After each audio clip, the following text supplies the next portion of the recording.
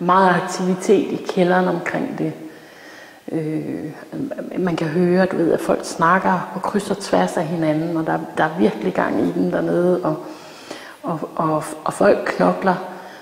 Så selvom der egentlig burde være koldt, så er der sådan lidt sauna-damp-stemning, eller sådan ligesom en fornemmelse af det, man ligesom kan fornemme dernede. Hvor når man kommer op her, så er det en lettere, altså det letter.